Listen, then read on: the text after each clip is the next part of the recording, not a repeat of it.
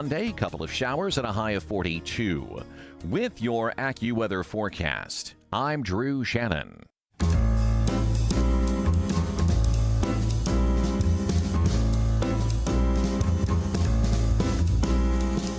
Welcome to another edition of The Ride Home with John and Kathy, live from the Salem-Pittsburgh studios. And now here are your hosts, John Hall and Kathy Emmons. My wife said to me this morning, boy, this has been a really slow week. And I said, what? I think it's like flown by. Oh, my gosh. Isn't that funny? You live in the same house and totally different impressions. We're all like that, right? Time's weird, isn't it? It is weird. Like today, I feel like I needed today to be 36 hours long for all the things I had to do in it. Yeah. But here it is. Here it is, John. 4 o'clock. And it's the Friday edition of The Ride Home. Thank goodness. Which, I mean, there are disputing opinions, but I feel like could be the best edition of The Ride Home. I always enjoy a Friday edition, right? I like a Friday edition. Is it too early for me to tell you? It's never too early. At 4:05, tell me what. What, is it 4:05? Yeah. Okay. Your weekend has begun. Fabulous. The weekend. There we go. Thank you, Oh, sir. our fan's back. Thank you for your kindness, your generosity, and for the smattering of applause. That's Thank you. That's what we're looking for. Yeah. It's a little bit kind of like a golf clap. Mm-hmm. Yeah, very polite. Mm-hmm. You a little hot? I'm so hot. Listen, we're in the studio. We're in studio where it's very, very, very warm. Always. But I had to spend the day mostly outside. And it's hard. You can't dress for both things. Mm-hmm. It's frustrating. So I was very comfortable outside. I didn't want to wear a coat. I mean, I have a coat in the car, but I didn't want to wear a coat because I was out, I find a coat. Wait, that's what you wore outside? Mm-hmm. That's your coat. So Well, you're I essentially wearing a coat in the Yes. studio. Well, then you should know better. What? I have no sympathy for you. You know better. You're so hot. It's like always about 190 degrees in here. Right? Yeah, you're right. You know. You're right. You're right. But Anyway, so you dressed in layers. So during the commercial I dressed break, in layers, so, yeah. remove a layer. Because basically. it's just so hot. Yeah, plus you're wearing But jewelry. Don't you feel that way when you're outside in the winter? You don't want to be encumbered by a coat, a big puffy thing? No, no, I'm fine. It's a coat. See, I feel that way a lot. And it's as much as we're outside. It's not like we're, delivering the mail or we're like, no, but medics I was going to be like walking around today, and plus I was going to be driving. I refuse to drive in a coat. Well, you have very specific goals in mind. It's too hot. It's too big. It's too everywhere. Maybe you should live in San Diego. It's kind of temperate. Like I haven't thought about It's 1 living degree, in San Diego. right? I like San Diego. Pittsburgh, it's up and down, up and down, up and down, day to day, season to season. Okay, I'm going to stop complaining about There you being go. hot Thank in you the so much. studio. Because it is Friday and life is good. Yes, it is, John. Fabulous. Okay. All right. Busy news day. It is a busy news day. I have 4 items I'd like to discuss with you, but before I do that, Tell me. Coming up on today's show, Paul McNulty is going to be with us. He's the president of Grove City College, but we're talking to him today in his capacity as former U.S. Attorney General who was in charge of the FBI. He wasn't the director of the FBI, but he supervised the director of the FBI. And so the question is going to be, is the FBI now, today, too political? Has it become politicized over the years? Was it always like that, and maybe we didn't notice? Well, yeah, no. Go back to J. Edgar Hoover. Yeah, holy that's a good smokes. point. Why didn't I think of that off the top of my head? I mean, no. Yeah, okay, so good. So I guess is the question, maybe it's less politicized now than it was at that Well, of course, era, but isn't it? maybe media and social and all that other stuff just shines the spotlight brighter. That's all, a little magnified. Okay. I have no idea. But we'll talk to Paul someone Pelosi. who not Paul Pelosi. Paul Pelosi. Wouldn't that be something if he joined us? No, Paul McNulty's going to be with us. But how about the news about Paul Pelosi? So did you watch the video today? I can only watch like the first 60 seconds of it, and then once the guy gets the hammer, and the whole thing is crazy and twisted. I don't know. The phone call. I listened to the phone call. I didn't watch any of it. I knew, and we're talking today about the release of the Paul Pelosi video, which showed the man attacking him with a hammer. Was that 2 months ago? Something like that? 3 months ago. The cops with body cams, and they knock on the door. Why and did there's Paul they release Pelosi. this? Because people are talking about it, and I'm sure there was a Freedom of Information Act that we need to see this. Do we all need to see that? Well, look, I mean, every conspiracy theory under the sun, right? He's out there in San Francisco. It's this, it's that. It's things that are just untoward. I don't know. Well, who do you believe? There it is. There's a phone call. There's a video. You make up your own mind. Is it the narrative of the official story that the police are saying? You decide. I don't know. I don't think I'm getting into that. All right, I'm just not. But I have 4 other things, John. All right. Without further ado, please give us the top 4 at 4. It indeed is Friday, January 27th, 2023. Number one. Supreme Court Justice Brett Kavanaugh discussed a range of topics during an appearance at the University of Notre Dame's law school this week. Several of the items he said I found super interesting. This is his first comment. One, my experience with the court in my 4.5 years is that there are great relations among all 9 judges, both professionally and personally. You know, we only get tough cases and we disagree on some of those, but I think that's more nuanced than sometimes is portrayed.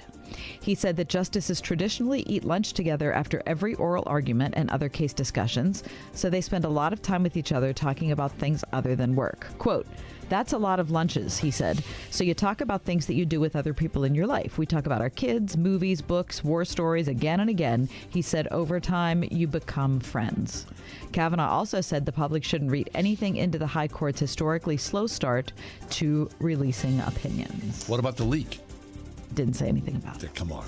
Isn't that interesting, though? Very much so. Well, that makes perfect sense. Of course it does. You have to get along. But you can't, if you believe the narrative that's told by the media, it's like you can't imagine that could ever happen. Right. But he's saying that's the way it is. Well, that's good news. Number 2. A 17th century shipwreck off the coast of southern England has been identified as the Dutch warship Klein Hollandia, which sank after a surprise attack in 1672. Cool.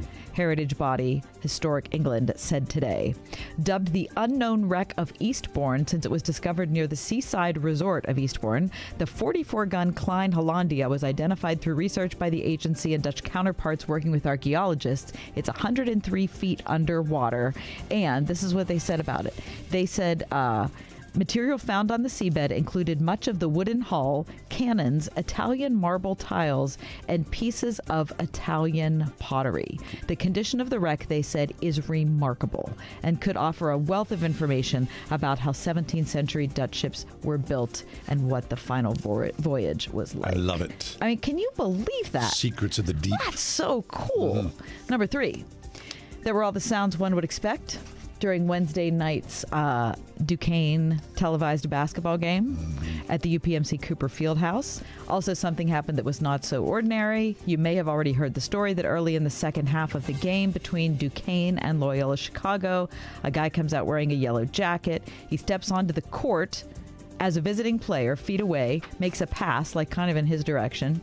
He is holding a bag of to-go food and says, DoorDash?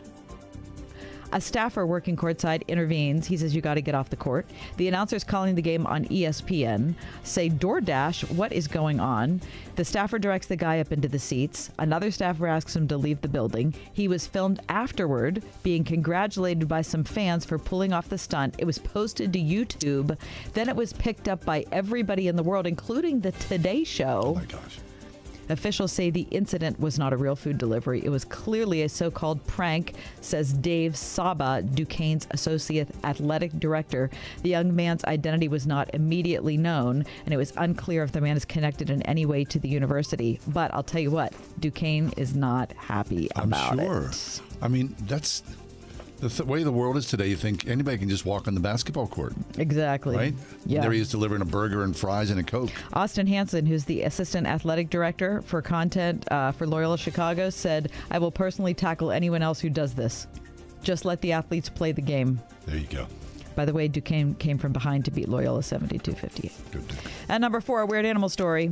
Lilo, a 4-year-old German Shepherd Great Pyrenees mix, was found wandering the streets of Chattanooga, Tennessee alone. All she had with her was a leash and a collar and a heartbreaking handwritten note attached to her. And that is your top 4 at 4. What do you mean? A heartbreaking handwritten note? Don't leave us hanging. It said, please keep my name. My name is Lilo. Please love me. My mom can't keep me and is homeless with 2 kids. She tried her best but can't get help. I cost too much for her. But she really loves me and I'm a great dog and love to be loved. Please don't abuse me. Lilo was found by a local resident, taken to the McCamey Animal Shelter. And when the people who worked at the shelter found the note, they said that it just hit all of them. They said the last line was gut-wrenching. So they decided they would do everything to reconnect the two. They put it out on social media. They found the mom. She didn't want it. No, it wasn't that she didn't want the dog. It was that she didn't have enough money to pay for the dog. And she was living in a homeless shelter where dogs and cats weren't accepted. So guess what? Tell me. They're working on trying to find a place for her to live with her kids, trying to care for her situation. And they said the dog can stay there as long as there's a space available and mom and dog can visit. 101.5 WORD. Pittsburgh's favorite Christian music is here on the weekend. With the best new music. New music from Cochran and Company, Running Home. Ain't Nobody by Cody Carnes. And The Lord's Prayer from Matt Marr. Celebrating 20 years of bringing Pittsburgh's favorites and the best new music. 101.5 WORD on the weekend. If you are 65 or older, you know this. Watching your hard-earned dollars fly out the window on healthcare costs is so frustrating. But here's some great news. If you missed the December 7th deadline for open enrollment, it's not too late. Here's something that can really help. It's MediShare 65 Plus. MediShare is a community of Christians who share each other's healthcare bills. It's people who encourage and pray for each other, too. MediShare 65 Plus is a low-cost option for those with Medicare Parts A and B, and it fills in the gaps where Medicare stops. It's a great way to fight inflation, too. You can lock in one low monthly price for up to 10 years. Plus, it's easy. You can use any Medicare-approved doctor or get 24/7 telehealth access from the comfort of your home. So worth looking into. MediShare 65 Plus is open for enrollment, and if you join right now, before January 31st, your second month will be free. So don't miss this chance. Call 833-SHARE-55. That's 833-SHARE-55. 833-SHARE-55. Have you ever picked up a towel set because it felt really soft in the store, but then when you got to use it, it's not very absorbent? It's basically a towel that's leaving you out to dry. That's why MyPillow has developed the MyPillow towels. Towels that work. I know, it's mind-blowing. Towels that actually dry you. Their 6-piece towel set includes 2 bath towels, 2 hand towels, 2 washcloths. They come in a variety of colors, and right now you can receive a 6-piece set for only $49.99 with promo code WORD. Or go to MyPillow.com right now and click on the radio listener special.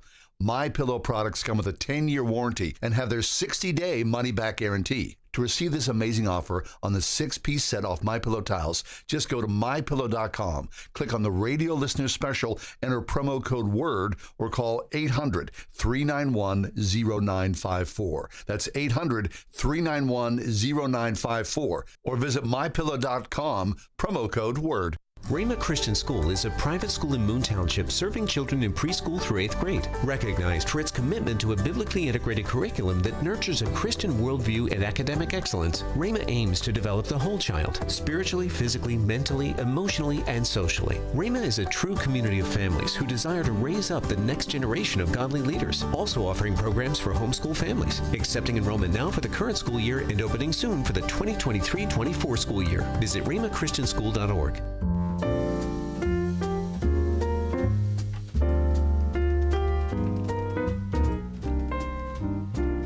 God can heal. We don't often really talk about that or address it or believe it, do we? We talk like, I certainly talk like I believe it. I do believe it. Yeah. But you give it lip service? I wonder if it came right down to it. Maybe I don't.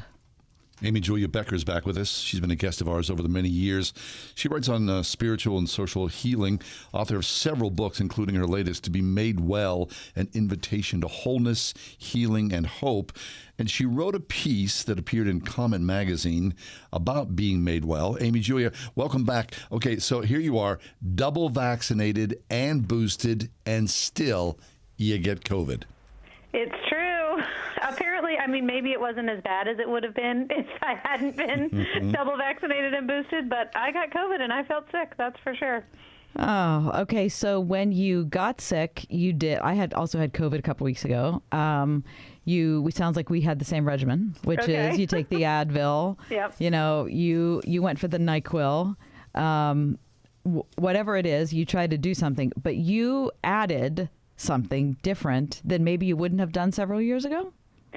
It's true. And, as you all know, because I've been on this show for many years, I have a Christian who turns to prayer in many situations, and yet often if I am faced with what seems to me a pretty simple bodily woe, whether that's like I've twisted my ankle or I got COVID, I simply turn to medication, and that's it. And I certainly don't, in general, in the past, have not said, I'm going to bring the fact that I twisted my ankle or got COVID to the Lord in prayer. And yet in recent years, I've really begun to pay attention to Jesus as a healer, and not just a fixer of problems in our bodies, but someone who, at the same time, wants to be with us in our bodies when we're in pain, in our emotions, in our minds and our spirits when we're in pain, and wants to communicate with us through those things and really bring us to a deeper understanding of who he is through a healing process. Yeah, that's cool. Okay, so in your piece, you talk about Amy Kenny, who's been with us on a show, and she talks a lot about curing bodies and healing lives are not the same thing. Yeah, Amy Kenny, I think, is a really wonderful person to speak on this. As you must know, that she wrote a book called My Body Is Not a Prayer Request, because she has some physical disabilities that she goes through life with. And as you also know, our daughter Penny has an intellectual disability because she has Down syndrome. And so that's part of what got me interested in the difference between healing and curing, because I think I have seen Jesus's healing work in the Gospels as really about curing, just making physical things go away the same way that Advil might, or surgical interventions might today. And what I really have been taught through largely the disability community is to be able to see in Scripture that there's a lot more than physical change happening when Jesus is healing people, and that in fact healing in the Gospels is primarily about reconnection of relationships. So reconnecting people to God, to themselves, to other people, to their communities. That's really the essence of healing. And that often involves a physical change too, but I've reduced it to physical instead of seeing physical as like just one part of the broad, holistic work that Jesus is doing when he heals us. Can you give us some examples from the Gospels about the kinds of stories you're thinking about? Sure, yeah. So, you know, there are a lot of different times when Jesus heals someone and says, go to the town and tell them what's happened, go to the priests and tell them what's happened, or even in the story in Mark 5 of there's a woman who's been bleeding for 12 years. And it's interesting because she touches Jesus without coming to him face to face, and her bleeding stops. But the word that's used to describe what happens there is that she was cured. And then he makes her come and talk to him, and he pronounces her healed, essentially. He says in front of this whole crowd of people who up until that point would have been rejecting her for being ceremonially unclean as a bleeding, poor, outcast woman, he says, daughter, your faith has healed you. And it's really interesting because I think there's a couple things going on there. He is telling the entire crowd of people that she needs to be returned to her community. And he's also using a different word to describe what has happened to her than when her bleeding stops. And this is a word that we, in other contexts, translate as saved. So your faith has healed you, your faith has saved you, because there's a sense of the healing work wasn't over until she came face-to-face with Jesus, and he was able to call her daughter, restore her to a sense of herself and to God's love, and tell the whole community, she's back, welcome her, receive her. And that's what that healing is. It's so much more than just the bleeding stopping. It's all about that community. We're talking with Amy Julia Becker about healing and curing. Amy Julia, whenever I think about this, my mind reflectively goes to Christian scientists. And now that's a whole other kettle of fish, isn't it? Because Christian scientists, they will disavow modern medicine and rely purely and solely on the healing and curing of Jesus. Yeah, and I do think we can, you know, as with anything, we can err in multiple directions. And so it seems to me that a lot of both medical and therapeutic interventions, they kind of interrupt our bodily pain and sickness in a really good way. And we can give a lot of thanks for the ways in which those interventions, again, whether it's Advil or, you know, a surgery or even a therapy session, can interrupt something that's been going haywire in our bodies or our minds.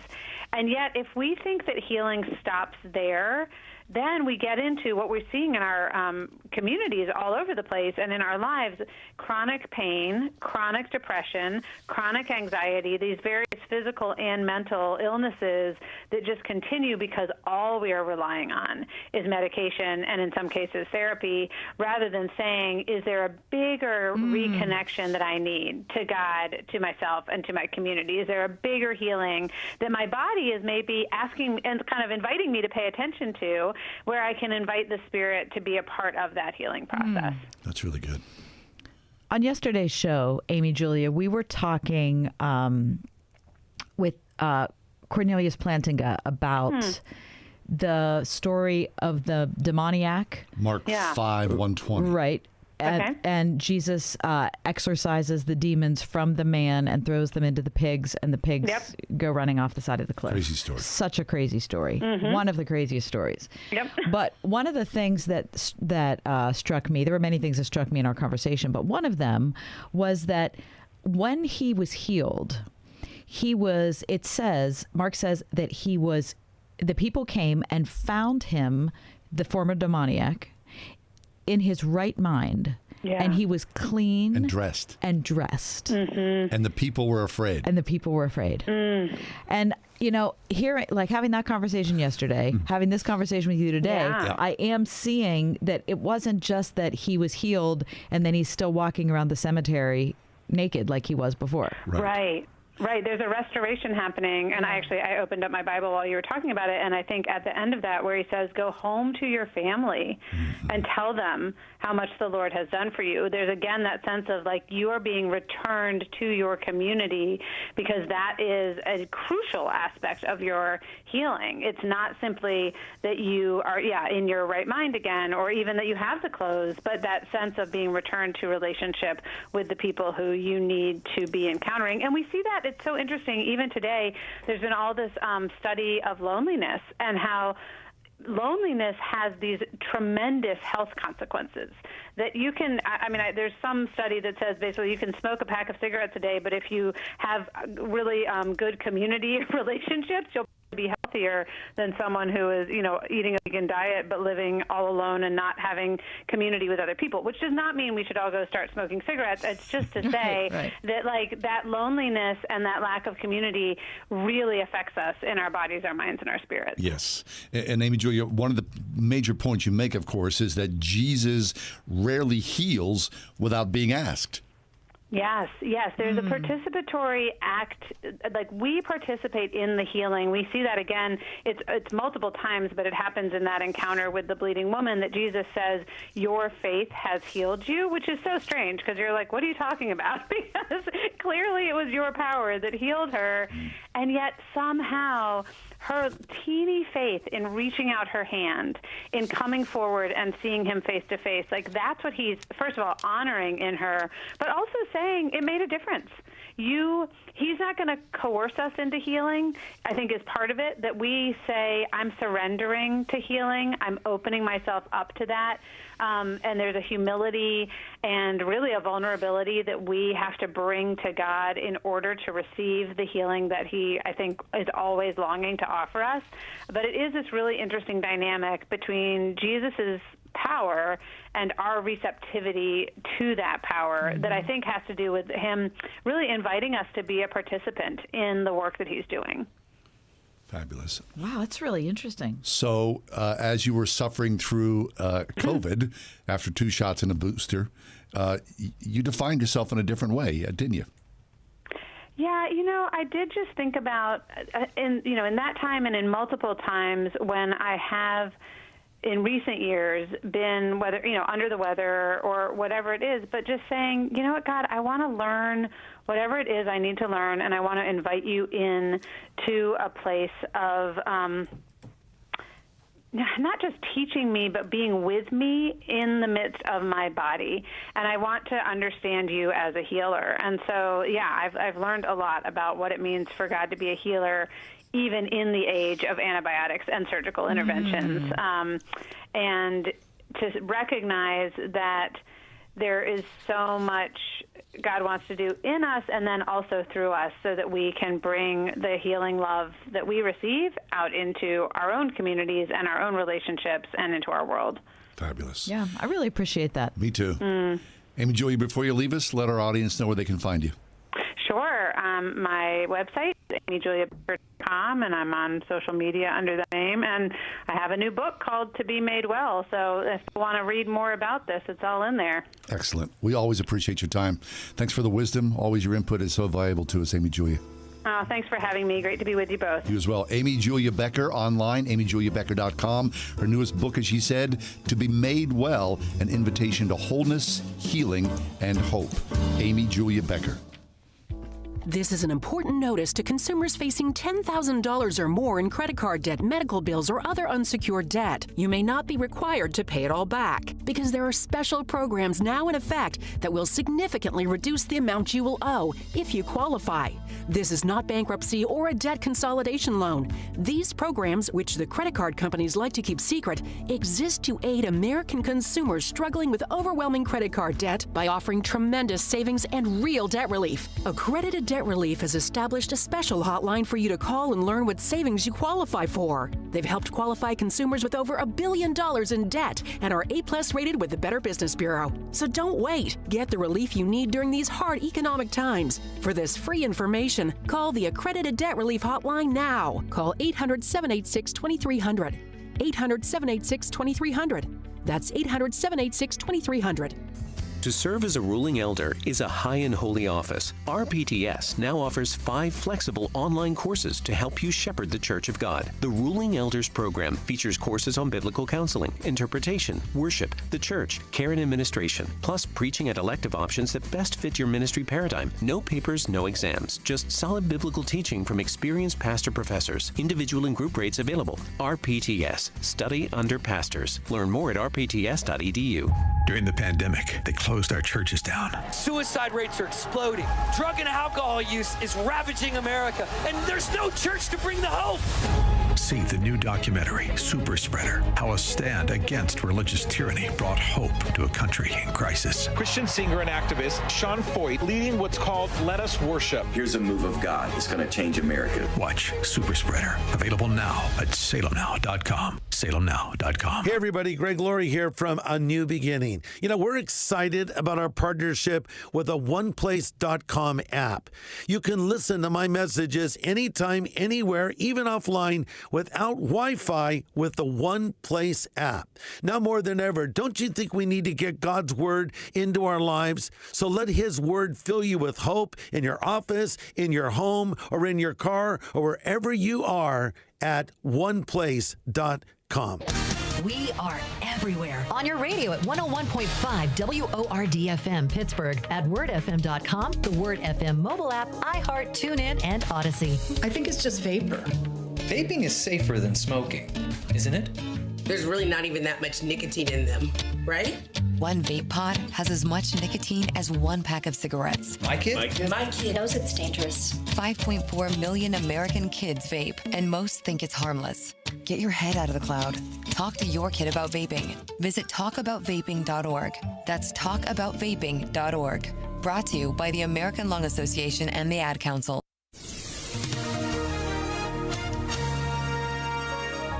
We'll see considerable cloudiness tonight with a couple of snow showers, maybe mixed with rain late. Storm total snowfall 1 to 3 inches, low 29, rising to the upper 30s. Cloudy skies on tap for tomorrow. Tomorrow's high 43. Considerable clouds tomorrow, couple of rain or snow showers late, low 38. Remaining cloudy Sunday, couple of showers and a high of 42. With your AccuWeather forecast, I'm Drew Shannon.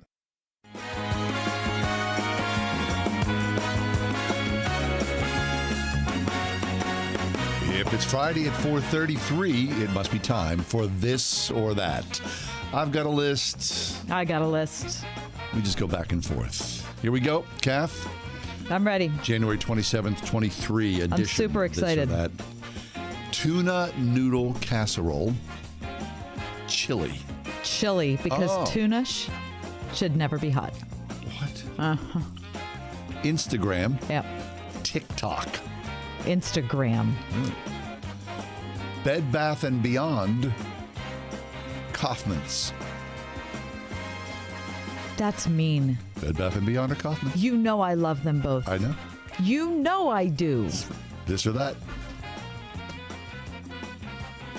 Well, I have to say Kaufmann's, but I also love Bed Bath & Beyond. I'm very sad for the difficulties they're experiencing. Saints. Angels. Saints. Confession. Repentance. Repentance. Muffin. Bagel. Oh, so easy. So easy because a muffin is one of the great things in life. Not a pumpernickel bagel with cream cheese? No, I love that, but a muffin is basically cake. We all know it. Right, it is, yeah. Tide Pods. Earth Breeze laundry sheets. Earth Breeze laundry sheets. Oh bring my it. God. Ronald McDonald. Yep. Colonel Sanders. Well, Colonel Sanders was Colonel Sanders a real guy? Yeah, he was a real guy. Of course he was. Well, Ronald McDonald wasn't a real guy. I'm going to say Colonel Sanders. Your spice jars. Yes. Your kitchen towels. I feel good about my spice jars. I know that the article said that they might be dirty, but no, I feel good about mine. Captain Kirk. Kirk Franklin. Kirk Franklin. Benjamin Franklin. Benjamin Moore. You mean the paint guy? Yeah. I'm going Benjamin Franklin just because I like electricity. Sure. But who doesn't like a clean coat? It's hard to pick between those two. That's my I can't believe you made me pick between Kaufmann's and Bed Bath & Beyond. You took it personally. Today is an auspicious day. I don't know if you're ready or aware of this. It's the anniversary of the Buffalo Bills trip to the Super Bowl when Scott Norwood missed the kick. If you're a Bills fan, you know that still hurts. I'm not even a Bills fan, and it still hurts. Yeah. Oh, anyway, that ensured. That means Scott Norwood. Yeah, that ensured the victory of the Giants, and of course another loss by the Bills. Anyway, that was this day in 1991. Yeah. And so inspired by that, I would like to give you, John, the almost but not quite edition of this or that. Very good. Number one. All right. The Energizer Bunny or Weebles who wobble but don't fall down. I like the Weebles. Yeah, so do I. Yeah, Don't you love that? Sure. The Energizer Bunny, I mean, you know. I mean, but the Weeble. Yeah, Weeble, he's trying hard. Number two. Yeah. Al Gore or John McCain? Okay, this is like Bed Bath & Beyond, and you go. Yeah. Oh boy. I'm doing John McCain. Are you? Yeah. Sure. Okay. Number three. The 1992 Pirates. Or the 1995 Steelers. Oh, boy. Who lost to the Dallas Cowboys in the Super Bowl. Yeah. Need a reminder. No, that 92 Pirates, I mean, that was so painful. I mean, I got to choose the Bucks. Okay. The Steelers have redeemed themselves multiple times. The Pirates have not. The Pirates have not. They're Pirates have stuck not. in mediocrity. Number four. Hines Ward to the NFL Hall of Fame. Yeah. Or James Harrison to the NFL Hall of Fame. Oh, boy. Yeah, that's rough. I'm doing James Harrison. Are you really? I am, yeah. Why are you doing that? Because of the Super Bowl run. Yeah. I mean, that was epic. I mean, it was. We were there together. Yes, we were. We were jumping up and down. Oh, my gosh. I about lost my mind. Fabulous I about play. lost my mind. Steeler lore. Number five. Pete Rose in Cooperstown? Never. Or Barry Bonds in Cooperstown? It's the almost but not quite edition of this or that. Both of them, they just such a stain on baseball for me. I'm sorry. Say what you will. This or that, John. Yeah, I can't believe I got to choose. That's right. Soak it up. I can't believe I'm saying. I can't. Barry Bonds. Oh, that hurt, didn't it? Yes, it did. Number six, the almost but not quite edition of this or that. Mitch Trubisky or Mason Rudolph? Oh, Mitch Trubisky. Number seven, Lyndon LaRouche or Ralph Nader? You know, I admire Ralph Nader because of unsafe at any speed. He was really trying. He really was. He was really trying. I'm going Ralph Nader. Okay. Yeah. Tom Cruise or Johnny Depp? Both have been nominated 3 times for an Oscar. Yeah, Johnny Depp is quirky as all get out, but I have a deep regard for Tom Cruise and his master of of all things movie making. Really, I mean, say what you will, the guy knows how to make an action adventure film. The agony of defeat, John, or the Nancy Kerrigan and Tanya Harding thing? Oh, the agony of defeat. Yeah, because the other one's flying just off. Yeah, that's just too sad. I don't want to see somebody gets whacked in the knee. 101.5 WORD.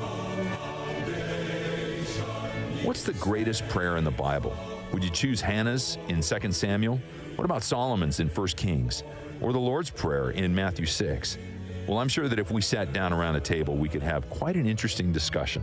This week on Through the Bible, we learn about prayer that is worthy to be included on that list. Through the Bible, this evening at 9 p.m. on 101.5 WORD. Baby, it's cold outside. Baby, it's cold outside.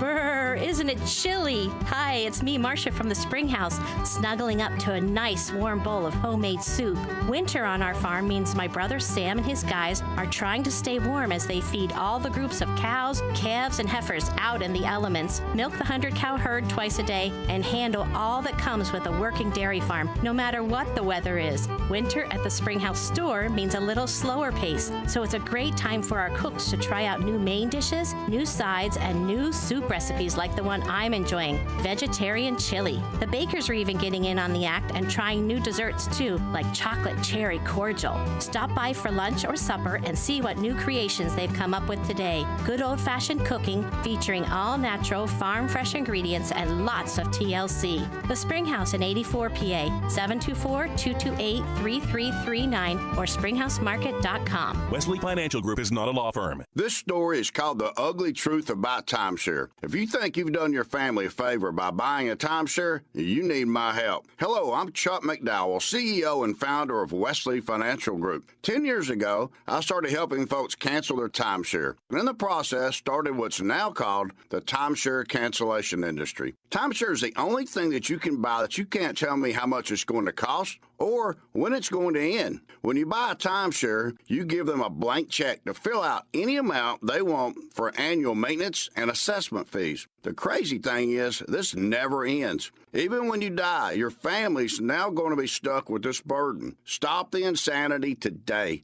Call my office now. If we take you as a client, I guarantee we'll cancel your timeshare or you'll pay nothing. Call for your free information kit. 800-746-3737. 800-746-3737. 800-746-3737.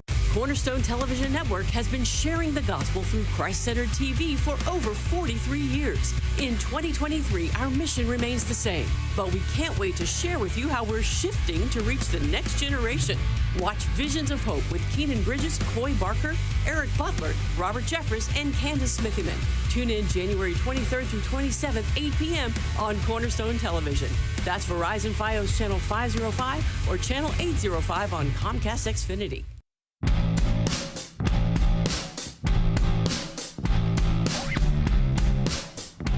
We have a new producer.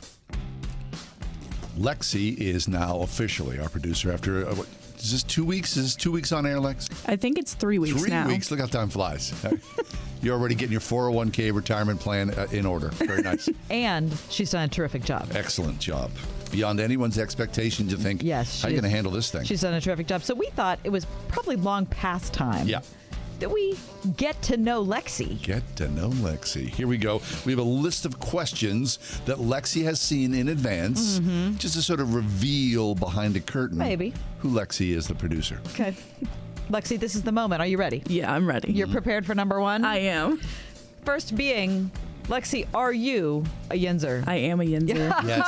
Born and raised in Pittsburgh, PA, baby. I like it. Yinzer. Rate your attachment to Heinz ketchup then on a scale of 1 to 10, 10 being the most attached. See, this is hard because I just don't like ketchup in general. It's What? not a brand thing. It's just I don't like ketchup. You don't like ketchup? But for the pride of it, I do have that attachment to Heinz ketchup. Like if I go anywhere, I'm like, where's the Heinz ketchup? You know, even though I'm not going to eat it. So it's I would, an emotional thing, but it's not, you're not having any like salivary. No, I'd much rather have response. ranch than. So on a burger, what would you have?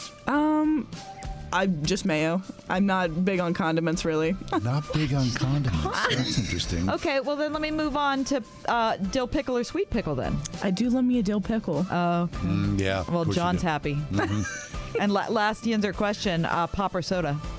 I say both. Because my dad's from Virginia. Okay, that's fine. And so my mom is okay. from Beaver Falls. Totally fine. Oh, no, I said it was the last one. This is the last Yinzer question. Favorite local Pittsburgh sports team? Too easy. The Penguins. Thank you. Love me some hockey. Very nice. All right. Excellent. All right, let's continue on. Let's reach back in your memory. What was your very first concert you attended? The very first concert I ever attended was a Jonas Brothers concert, and not recently, like back in 2009. Yeah. Like when they were touring with Demi Lovato for Camp Rock. That was my very first concert. And who took you? My mom did, and then it was me, my friend Stacy, and my friend Devin. We all went to go see them because we were such huge fans. And on a scale of 1 to 10, how excited were you? Oh my gosh, like breaking the scale, literally like a bajillion. I was, because my mom had told me, like, I'm sorry, honey, like we couldn't get the tickets because I'd been begging them for them. And so she's like, sorry, honey, like we just couldn't do it. And then one day they just like surprised me like a couple days before the concert, like, you're going. Oh, so it was exciting. That's a good so parent. terrific. That is a good parent. Your top 3 favorite bands of all time, Lexi? Oh, it's so hard. There's so many of them. I would have to say Young the Giant. Okay. Paramore for sure is up there. Thank you. And I've been listening to a lot of Torrin Wells recently. Oh, have so I you think, really? Yes, his new albums, his music always makes me smile. So I would say Torrin Wells is up there for sure. Terrific. Very nice. Let's go into your family origin. Do you have siblings? Where are you, if you are, in the birth order? Oh, goodness. Yeah. So I'm the youngest of 3. My oldest brother is 20 years older than me. And then my sister, who's the middle, is 10 years older than me. Oh, so, wow. Yeah, my mom said decades only. Like That's okay. And weren't you the surprise? I know, right? Okay, we're getting to know Lexi, our new producer. Lexi, your favorite teacher, please. Oh, my favorite teacher from high school is Mr. Duran. He was my English teacher. Absolutely loved him. I would go and eat lunch with him sometimes during some of my breaks because I just had free time in my senior year. Thank you, Mr. Duran, for doing such a good job with Lexi. Very nice. All right, to entertainment, your top 3 favorite movies or TV shows of all time, either or. So we'll go ahead with the movies first. People tell me I'm the sad movie watcher because I only watch movies, and I really love movies that have like more of a realistic or sad ending, which is so depressing. That's good. But Dead Poet Society's number 1. Oh my gosh, okay. So good. Grave of the Fireflies is the next one, which is not as well known, but it's very heartbreaking. And then I couldn't think of like a third one. But to lighten it up a little bit, I'll say Mean Girls because I love Mean Girls. Make someone smile a little bit. Sure. Very good. Yeah. TV.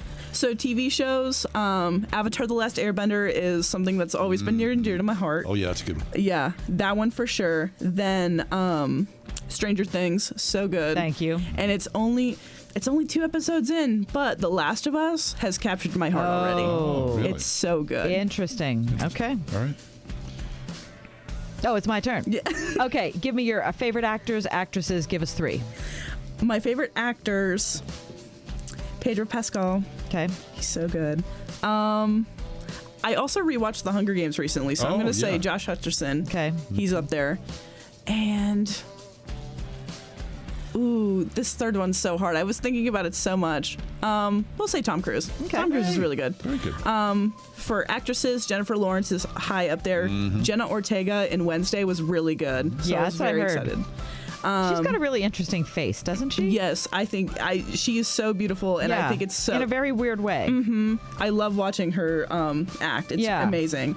And then I know it's not really TV actresses, but I'm very big into Broadway musicals, and Eva Noblezada is a very great actress. Hey, I love What's it. her name? Eva Noblezada. She plays Eurydice in Hadestown, and she played the lead in Miss Saigon for the 25th anniversary. Excellent. Very nice, Yeah. Lexi. We did not know that. Very nice.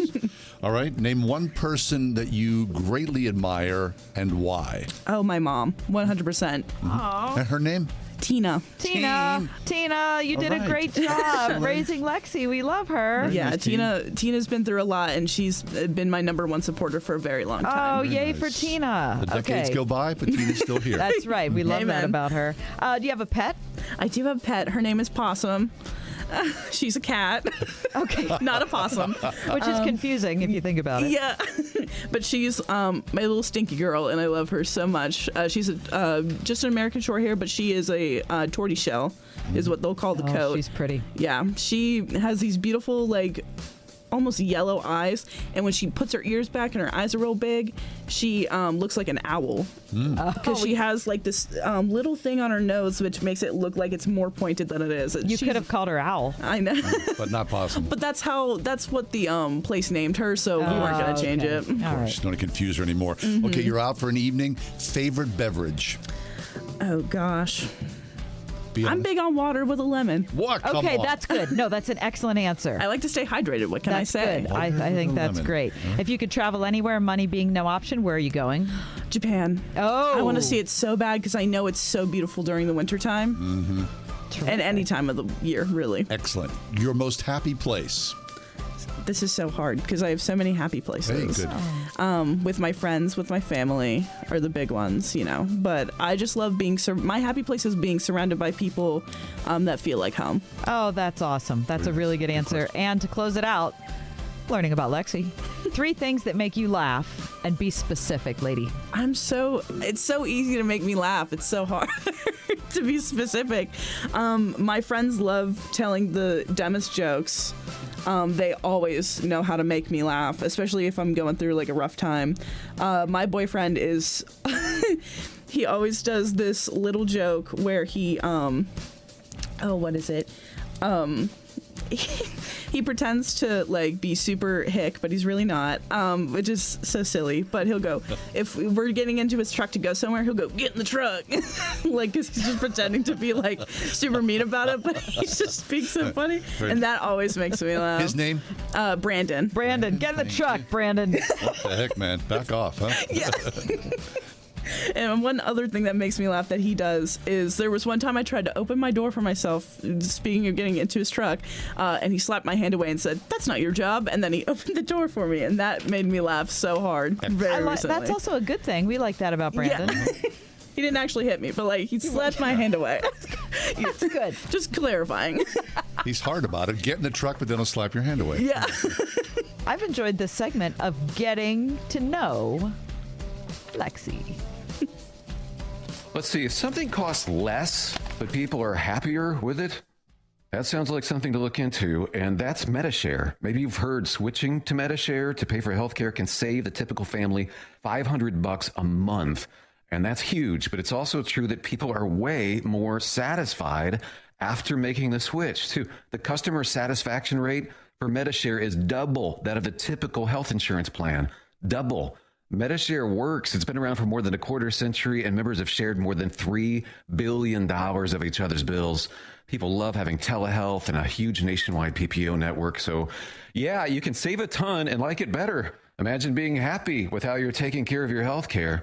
So if you're self-employed or part of the gig economy, or you just want a plan you're happy with, you can call right now and get a price within 2 minutes. Very, very smart use of 2 minutes. Here's the number you need. 844-45-BIBLE. That's 844-45-BIBLE. 844-45-BIBLE. Attention! If you owe money to the IRS, this is an urgent message. The IRS is cracking down by sending out heart-stopping letters, aggressively garnishing paychecks, seizing bank accounts, and putting liens on homes and businesses. They call it enforced compliance, and you better watch out because penalties and interest on unpaid taxes compound daily, making it seem impossible to ever get out of debt. Don't let the tax debt destroy your life. You need to call Optima Tax Relief, the #1 tax resolution firm. They're experts in the Fresh Start Initiative, one of the biggest breaks that the IRS has ever offered. If you qualify, you could save thousands. Optima's resolved over $1 billion of tax debt for their clients. A+ rated with the Better Business Bureau, they'll fight to get you the best deal possible. Call Optima now for a free consultation. Call 800-965-1433. 800-965-1433. 800-965-1433. Optima Tax Relief. Some restrictions apply. For complete details, please visit OptimaTaxRelief.com. The new year has begun, and the teachers, parents, staff, and students at Eden Christian Academy are excited for what lies ahead. Because every day at Eden is a day for new beginnings, filled with new opportunities, new possibilities to explore and learn new things about God, ourselves, and our world. May your new year be filled with the hope and promise of new possibilities in God, who makes all things new. A message from your friends at Eden Christian Academy at EdenChristianAcademy.org. During the pandemic, they closed our churches down. Suicide rates are exploding. Drug and alcohol use is ravaging America, and there's no church to bring the hope. See the new documentary, Super Spreader, how a stand against religious tyranny brought hope to a country in crisis. Christian singer and activist Sean Foyt leading what's called Let Us Worship. Here's a move of God that's going to change America. Watch Super Spreader, available now at salemnow.com. salemnow.com.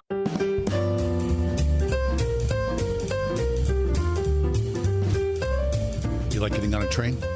I would get on a train. That just seems like the most relaxing. I mean, other than a cruise on the Rhine, which was pretty much the greatest transportation thing I've done. Yes. A train, that would be up there. It'd be very, very nice to get on a train. I've never taken a train. I've taken Amtrak to New Jersey a couple times. Yeah, that's not really. No. I mean, Amtrak, we used to have a great train system in this country, but unfortunately not. There's small pockets of great train travel. Mm-hmm. I told the story before. I was 23 years old. To reward myself after a very difficult time from a physical injury, I went to Europe by myself. And I had was hanging out in London for a week or so. I befriended some people. They said, we're going to go to an Elton John concert. I said, yeah, okay, great. And then Elton John, this is one of the great misreadings of a song lyric. He was singing Daniel. Mm-hmm. And Daniel is, and I thought, Daniel is heading tonight on a train, but it's actually a plane. Yeah. But whenever Elton John sang that, I said to these people I'm with, I'm leaving now. Daniel's heading tonight on a train. I can see the red tail lights headed for Spain. And I said, nice to meet you guys. I'm leaving now, and I'm going to get on a train and go to Spain. And that's exactly what I did. So I got on a train in London. I went to France. I went to Spain and Portugal. I was gone for many, many, many weeks and met some incredible people who I still have contact with. So trains, the travel of trains is a great sort of romance for many people. It is, isn't that? and it's easy in Europe to do that. They still have a great train network. Yeah, they really do. And it's much easier than here. 5 inviting new reasons why train travel beats flying. Oh, where's this from? This is from today's Wall Street Journal. Okay. So they list great train journeys. The Kiwi Coast Caravan is the first one. New Zealand. Great train travels through New Zealand, suitable for everything from weekend trips to 17-day journeys. Crisscross the picturesque country of New Zealand. One from Christchurch to Greymouth cuts through the peaks and glacial valleys of the South Island spine. Middle Earth, J.R. Tolkien's view, and they show people sitting in a beautiful train. Oh, no way. Yeah. Okay, but you have to be on a plane for about 20 hours. Yeah, to get to New Zealand. More than that to get there. Yeah. Oregon's Old School Jaunt. Oh, I don't know that. Train travel gives you a sense of the vastness and diversity of the country, said David Brown, president of the Massachusetts Bay Railroad Enthusiast. One such opportunity that exists is here in the country, the Oregon Coast Scenic Railroad Spring Splendor Ride. It chugs along the craggy coast of the Pacific Northwest, huffing steam at 10 miles an hour on a restored track laid in 1911. Starting in April, it's a 2-hour itinerary, includes coastal towns and rockaway beaches. That's wonderful. In Oregon. Mm-hmm. The Oregon coast is so beautiful. Vermont. Oh. Then and now. The last time a train service ran directly from Manhattan to Burlington, Vermont was 1954. You can now, though, take... And Rosemary Clooney and Bing Crosby were on it, singing Snow, Snow, Snow. Now you can take Amtrak's extended Ethan Allen line. New Yorkers tired of the subway stress are ready for the mountainous air. They can journey through the Hudson River Valley and roll into the Green Mountain State's most populous city by the shores of Lake Champlain. Costs you $75 to travel throughout the state of Vermont. Does it say how long that trip is? It does not say how long it is, no. All right. Swiss Alpine Views. Train trippers who want a sumptuous jaunt can reserve forward-facing heated seats on a sleek train that rambles southwest from Interlaken to Montreux and vice versa via the Golden Pass Express route. The sunlit peaks visible through picture windows inspire the Mont Blanc's travel. Then, the Orient Express prides itself on its super luxury routes. It costs you $2,177 per person. I actually thought it'd be more than that. In deluxe cabins, 12-day train trip. Does it start in Istanbul? Istanbul, yep. I'd love to do that. That's a super bucket list. Are you kidding me? Would that be awesome? Imagine the people, the conversations, the food. Get me on the train. Wow.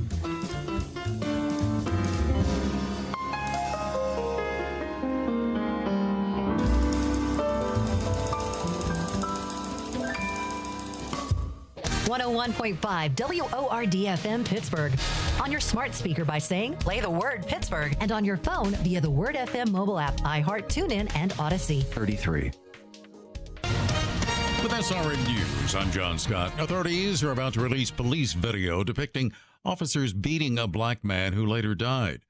Tyree Nichols' death after a traffic stop prompted murder charges Thursday against the officers.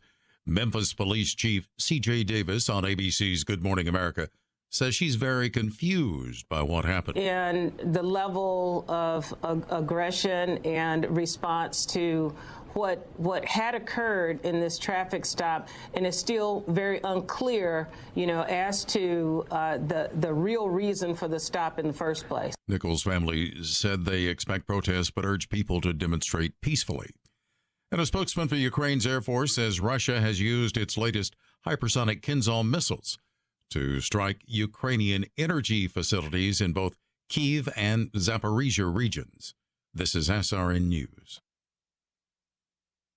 Wesley Financial Group is not a law firm. This story is called The Ugly Truth About Timeshare. If you think you've done your family a favor by buying a timeshare, you need my help. Hello, I'm Chuck McDowell, CEO and founder of Wesley Financial Group. 10 years ago, I started helping folks cancel their timeshare. And in the process, started what's now called the timeshare cancellation industry. Timeshare is the only thing that you can buy that you can't tell me how much it's going to cost or when it's going to end. When you buy a timeshare, you give them a blank check to fill out any amount they want for annual maintenance and assessment fees. The crazy thing is, this never ends. Even when you die, your family's now going to be stuck with this burden. Stop the insanity today. Call my office now. If we take you as a client, I guarantee we'll cancel your timeshare or you'll pay nothing. Call for your free information kit. 800-626-5252. That's 800-626-5252. 800-626-5252. Have you ever picked up a towel set because it felt really soft in the store,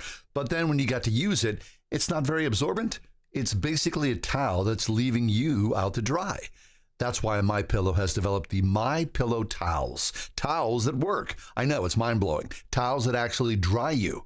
Their 6-piece towel set includes 2 bath towels, 2 hand towels, 2 washcloths. They come in a variety of colors, and right now you can receive a 6-piece set for only $49.99 with promo code WORD. Or go to MyPillow.com right now and click on the radio listener special.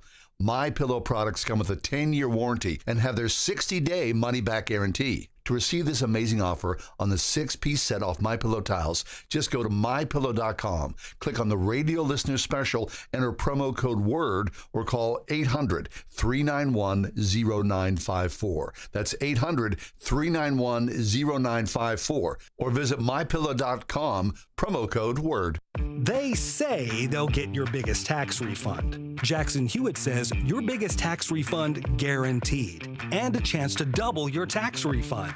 Thousands in weekly prizes during the Double Your Refund sweepstakes. Your biggest refund times 2, twice the money, so forget about them. File your taxes on the double at Jackson Hewitt today. No purchase necessary to enter or win. Open to U.S. residents 18 or older who file a 2022 federal tax return. Promotion ends 4/2/23. Visit jacksonhewitt.com for rules. Cornerstone Television Network has been sharing the gospel through Christ-centered TV for over 43 years. In 2023, our mission remains the same, but we can't wait to share with you how we're shifting to reach the next generation. Watch Visions of Hope with Keenan Bridges, Coy Barker, Eric Butler, Robert Jeffress, and Candace Smithyman. Tune in January 23rd through 27th, 8 p.m. on Cornerstone Television. That's Verizon Fios Channel 505 or Channel 805 on Comcast Xfinity.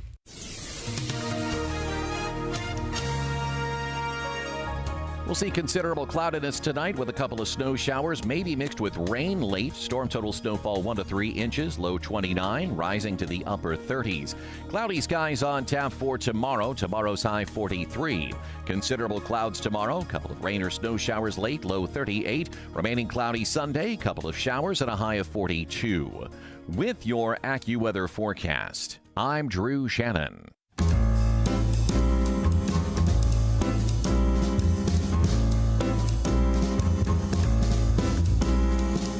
Welcome to another edition of The Ride Home with John and Kathy, live from the Salem-Pittsburgh studios. And now here are your hosts, John Hall and Kathy Emmons.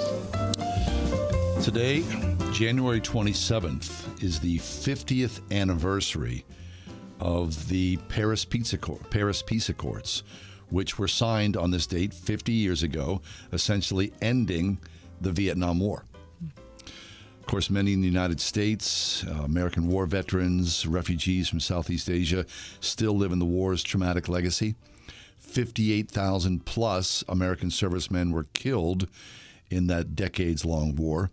Some 2 million Vietnamese civilians were killed. Oh. Hundreds of thousands of North and South Vietnamese soldiers were killed. Oh, that's awful. The country is still, Vietnam, sort of digging out in many ways from that war.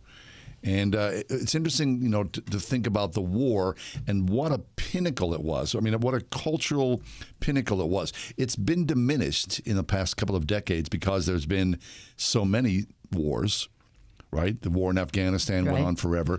But the war in Iraq. Yep. But if you were alive in the 60s and the 70s, the cultural upheaval that surrounded the Vietnam War was just cataclysmic. I mean, it tore families apart. Just shocking what the war did. And, of course, the huge price that we paid as Americans, but even the larger price of the country of Vietnam paid. Was it a just war? Were we supposed to be in Vietnam in the first place? What was solved by fighting all those many years? Right. Was communism stopped? What about China? What about, it just goes on and on and on. But it is a somber day to think about the end of the Vietnam War. It is. Now, you had an intimate connection with that because your brother fought. If anybody was alive, 57. I was 15. I mean, everybody had a story because the country, it was in the shadow of World War II. So my father was a World War II vet.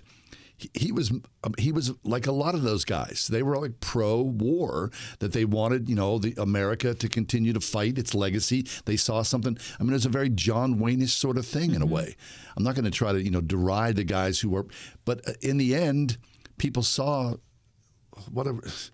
It was ridiculous in the end. We did this for what? And the ending of it and how it ended was painful and humiliating. Well, as bad as it ended, when you think about how the war in Afghanistan ended, the Vietnam War ended a lot better than apparently the war in Afghanistan ended. That's a very good point. Yeah, but of course, anybody who was alive.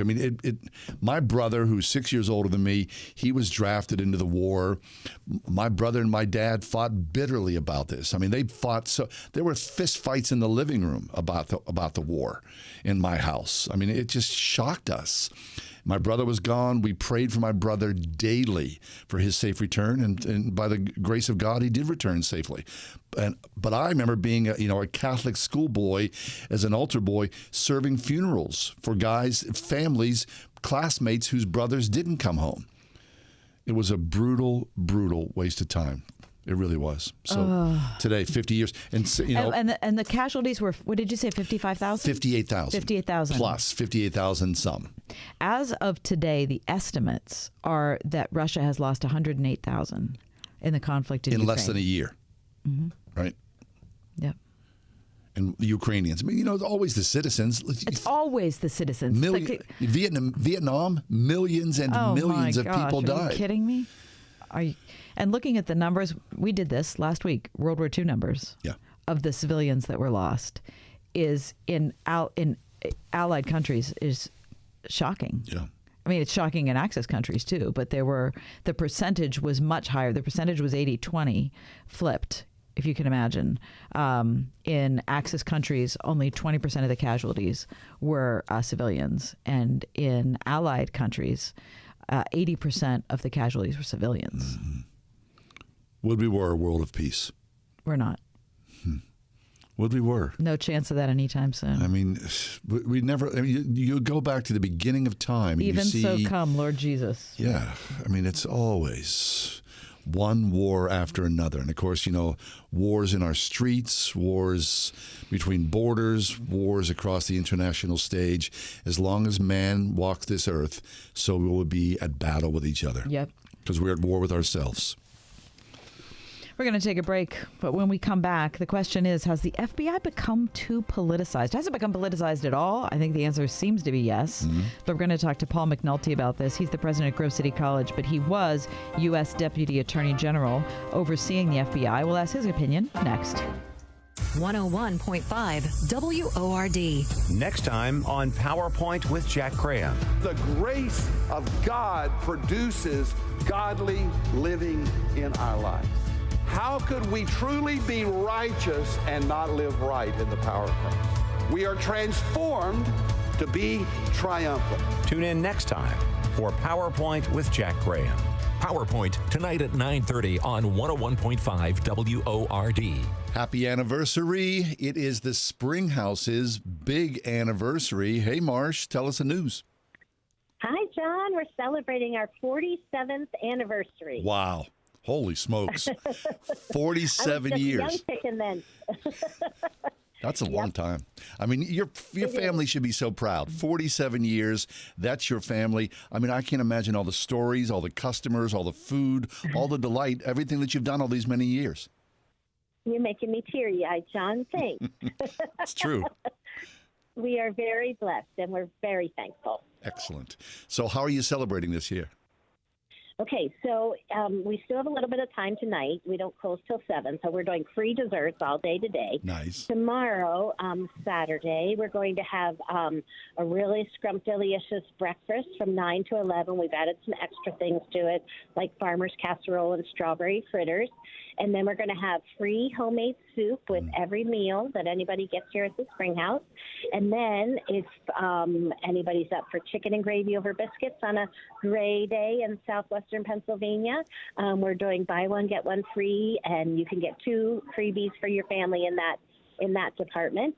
And we're doing all kinds of specials with 47 cents, and then every 12th gallon of milk going through the store is free. And then on Sunday, we're having our all-you-can-eat ham and turkey dinner, including a yummy dessert, for $15.47. So It's just going to be a fun, celebrating weekend. Fabulous. Things do get better with age. The Springhouse is the major case in point. Happy 47th anniversary. Take part in it. It seems like a lot of delight, great food. Springhouse all weekend long. Happy 47, Marsh. Thanks, John. If you are 65 or older, you know this. Watching your hard-earned dollars fly out the window on healthcare costs is so frustrating. But here's some great news. If you miss the December 7th deadline for open enrollment, it's not too late. Here's something that can really help. It's MediShare 65 Plus. MediShare is a community of Christians who share each other's healthcare bills. It's people who encourage and pray for each other, too. MediShare 65 Plus is a low-cost option for those with Medicare Parts A and B, and it fills in the gaps where Medicare stops. It's a great way to fight inflation, too. You can lock in one low monthly price for up to 10 years. Plus, it's easy. You can use any Medicare-approved doctor or get 24/7 telehealth access from the comfort of your home. So worth looking into. MediShare 65 Plus is open for enrollment, and if you join right now, before January 31st, your second month will be free. So don't miss this chance. Call 833-SHARE-55. That's 833-SHARE-55. 833-SHARE-55. What if, instead of focusing on how students can serve the market, educators focused on how schools can serve students? Trinity Christian School in Forest Hills invites you to discover what a classical Christian education can offer your child. Saturday, February 4th from 10 to 11:30. Meet the teachers, tour the school, enjoy brunch, and get all your questions answered about the holistic approach to education that works with the grain of your child's God-given curiosity. For more information, visit trinitychristian.net.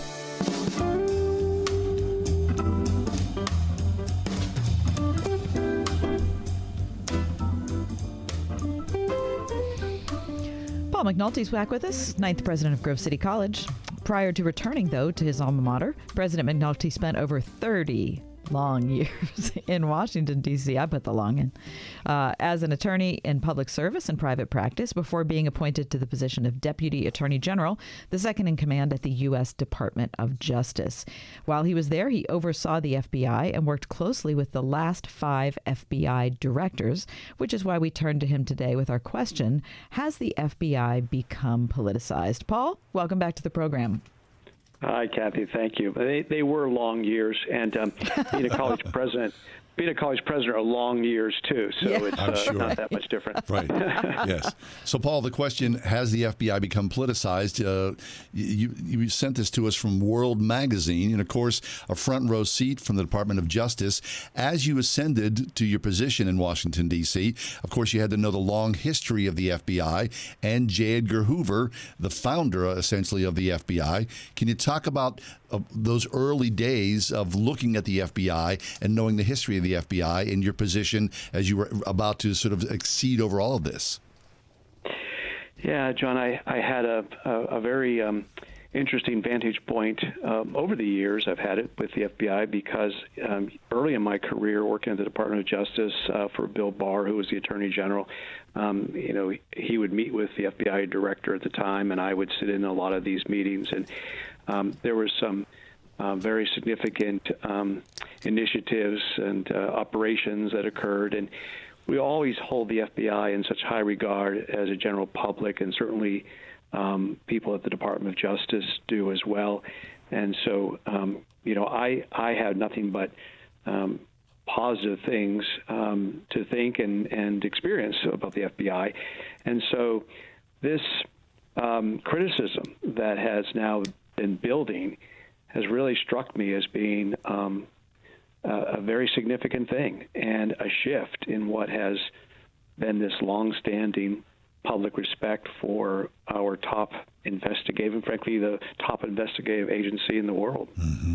So is it just the spirit, Paul, of the age that we live in that... everything's politicized? Right, and everybody wants to topple through the ivory towers and take everything down. There's conspiracy behind every corner and every rock.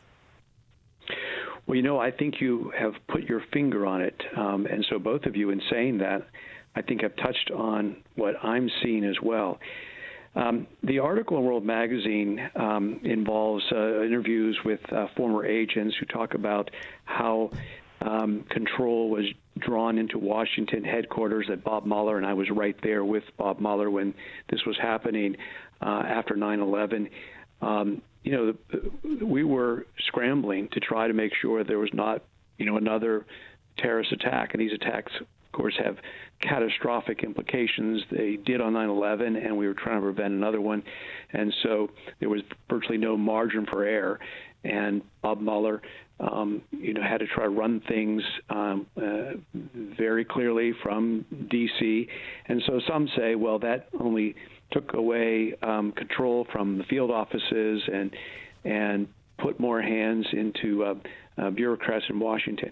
I do think there's something to that criticism of that shift, but I think it's deeper than that. I think it has to do with the divide in our country and the demonization of people. And I think that there are more elites, sort of progressive elites at the Department of Justice and at the FBI who simply don't know Christians, that don't know America the way that many Americans know it, and are, I think, quicker to bring the hand of law enforcement down in a way that looks more political, but really is a part of this gulf we have that we just don't seem to be able to close at all right now. Mm-hmm. When I think of the FBI being politicized, the first thing that comes to my mind is the James Comey thing. when Hillary Clinton was running for president. But, John pointed out to me when we were talking earlier in the show, I mean, there was the J. Edgar Hoover stuff. I mean, it's not like that was the first moment. To me, that was the beginning of maybe a new era of it. But I wonder if maybe that's just because I'm one of those people who just gets caught up in a news cycle. From your perspective, how do you see the historic connection between politics and the FBI?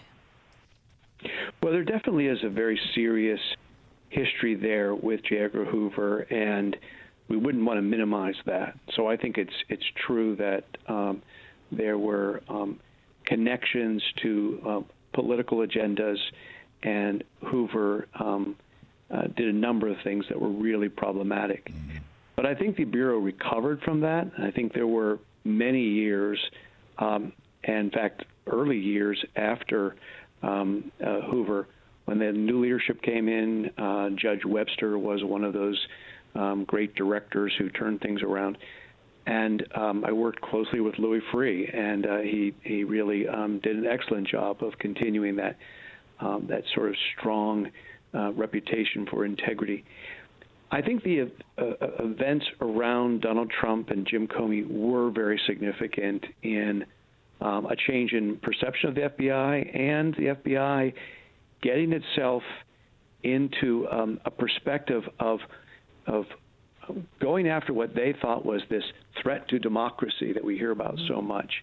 And I think it infected a lot of people at the headquarters level. We saw some clear examples of that. And I'm not so sure that that has been removed, even as we brought in Chris Wray, who is another person I know very well, and I think very highly of Chris. But many of these supervisors, I believe, may be just more cause-oriented in the worldview that they have, and that accounts for some of the judgments that we see displayed. So is that due to their age? Is that a generational thing? Yes, I do think in part. I think that there's old school, new school with the FBI. If you talk to older agents, and of course, you can retire in the FBI from the FBI after 20 years. So when we think of retired agents, they're not actually all that old. But when you talk to agents that have seen all of this happening, they think of the Bureau as being far more careful and less caught up in some of this rhetoric that we hear today so easily thrown around. I think that younger leaders have kind of come out of a more politicized environment.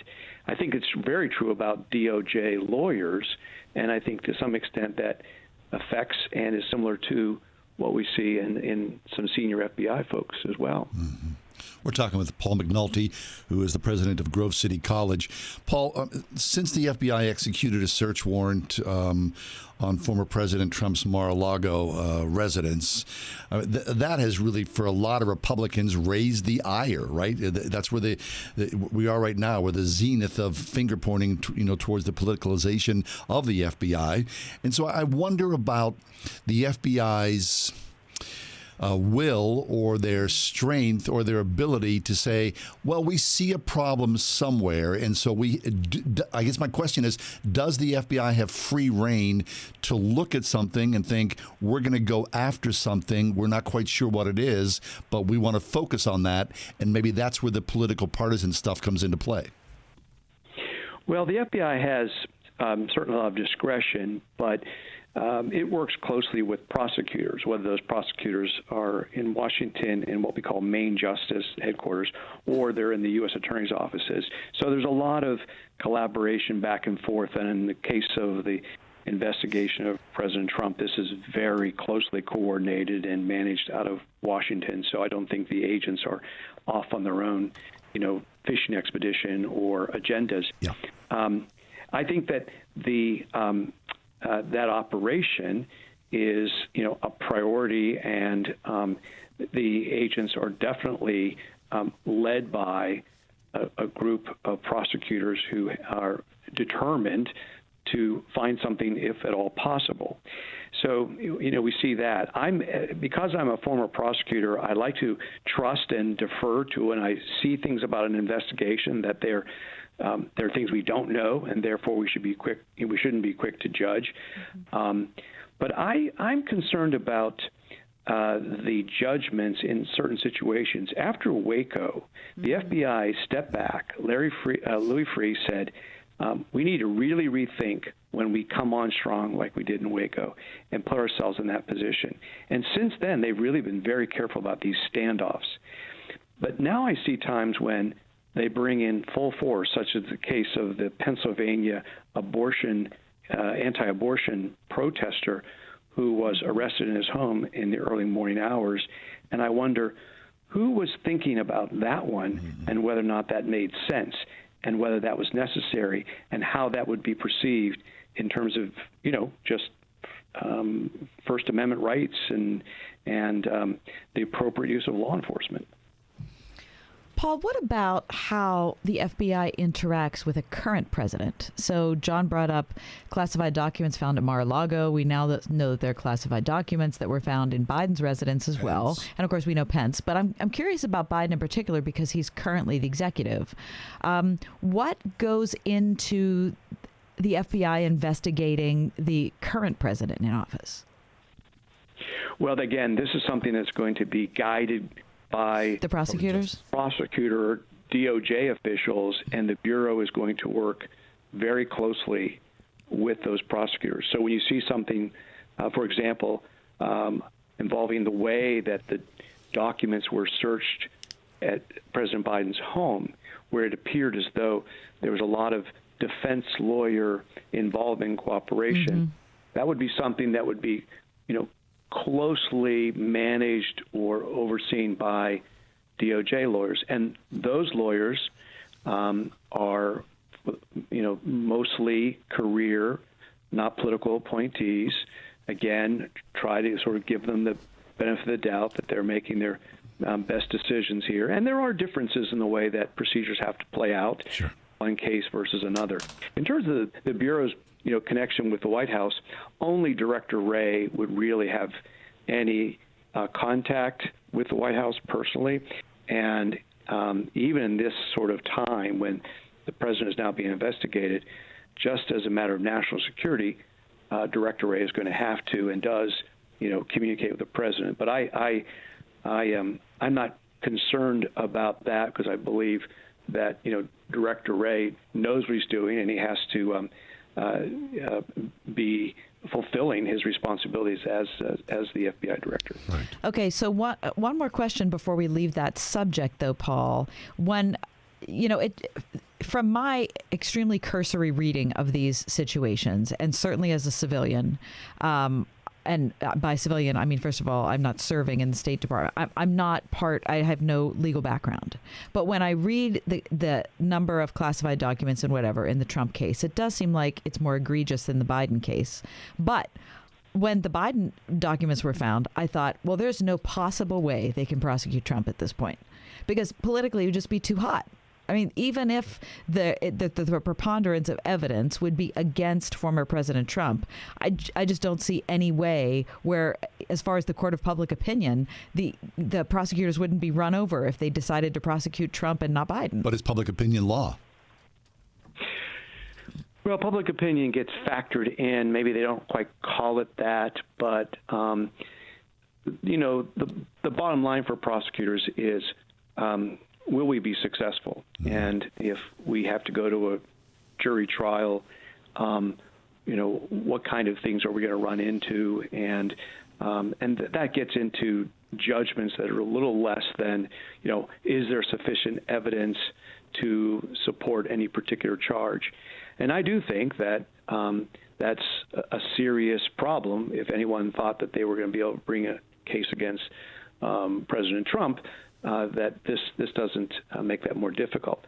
However, there can be factual differences between the two cases that a reasonable lawyer who's not trying to be political at all could say, well, here's why we would charge here, why we wouldn't charge there. But I don't want to, steer you off of your sense of that, Kathy, because I do think that has complicated the equation in a very significant way. Yes. Okay, Paul, so there you are. 30 years in public service in Washington, D.C. At one point, you were the Deputy Attorney General, the second in command at the Department of Justice.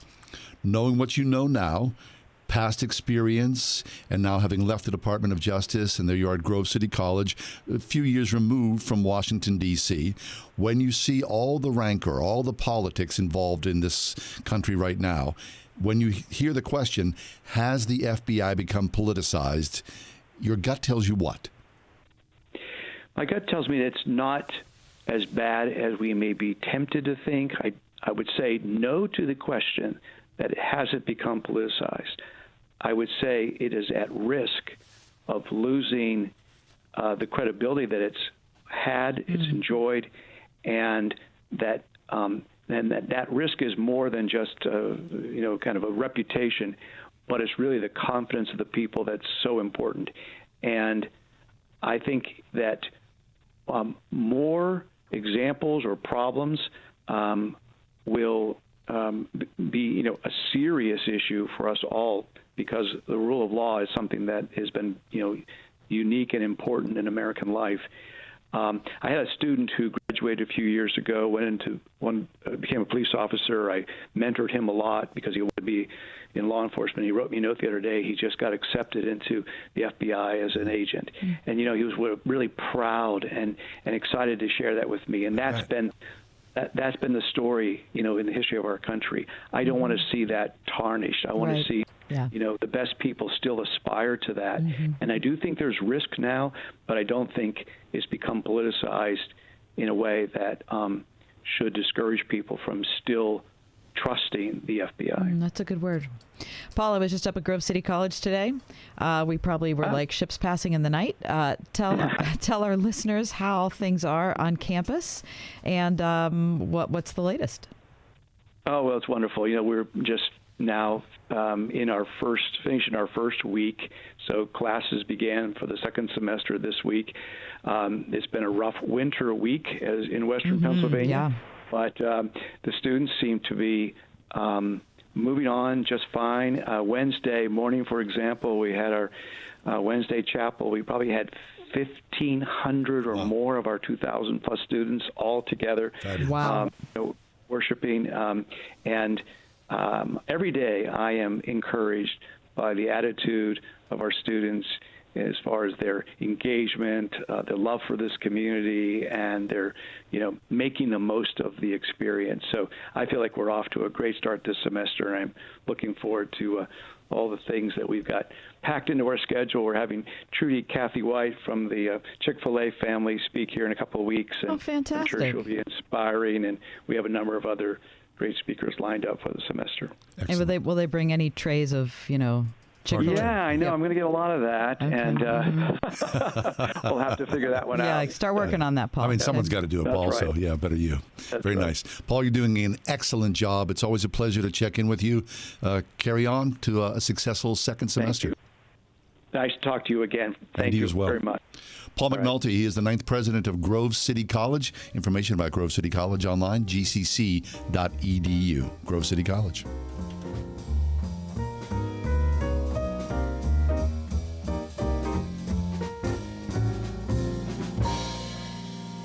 Eric was way behind on his taxes. I owed a lot of money to the IRS, almost $15,000. I tried to make payments. The IRS wasn't satisfied with Eric's efforts, so they came after him full force. They're coming to put a lien and a hold on all my income, my home, my car. I was just overwhelmed at what to do. Then Eric called Optima Tax Relief. When Optima Tax got involved, the calls would stop, the threats would stop. It was easy like 1, 2, 3. Optima Tax Relief is A+ rated by the Better Business Bureau, and their team of expert tax professionals took care of Eric's problem. I owe $15,000, and now my debt is clean. I don't owe anything. Take Eric's advice. If you have a tax problem, you need to call Optima Tax now. Call Optima Tax Relief for a free consultation. Call 800-965-1433. 800-965-1433. 800-965-1433.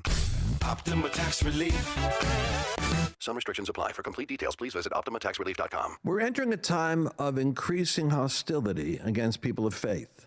a time when Christians are going to be tested on a moral and physical and financial basis, unlike any other time in our lifetime. I'm Lance Wallnau, Christian author, evangelical leader, here to remind you that you have to take action to protect and steward what God has given you. For example, record high inflation is going to continue to eat away at the dollar, and the savings of your retirement account is in danger. Fortunately, God does provide a way. To protect your retirement, I recommend diversifying your 401k or IRA out of paper and into physical gold. And the best way to do that is with a gold IRA from Birch Gold Group. Now, to see how it works, just text the word FAITH to 989898. That'll give you access to a free info kit on gold IRAs. There are no strings attached, so text FAITH, F-A-I-T-H, to 989898 right now, and I pray your family is blessed with peace of mind because you took action.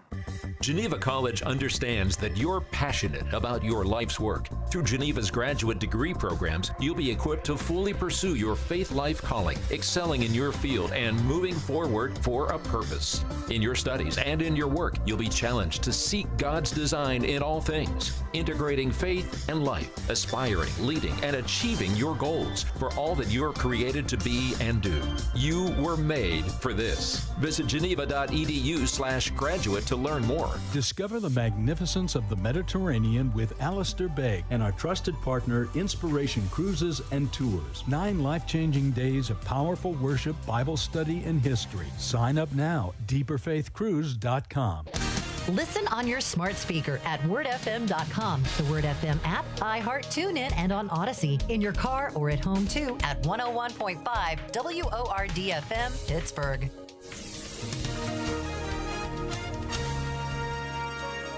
We'll see considerable cloudiness tonight with a couple of snow showers, maybe mixed with rain late. Storm total snowfall 1 to 3 inches, low 29, rising to the upper 30s.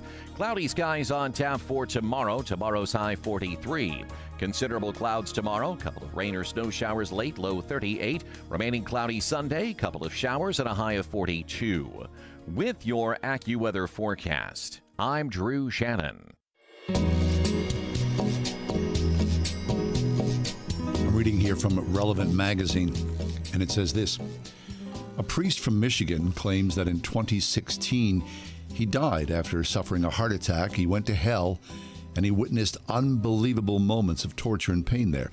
Priest Gerald Johnson saw demons enslaving humans and a man walking on all fours like a dog and getting burned from head to toe. His eyes were bulging, and worse than that, he was wearing chains on his neck.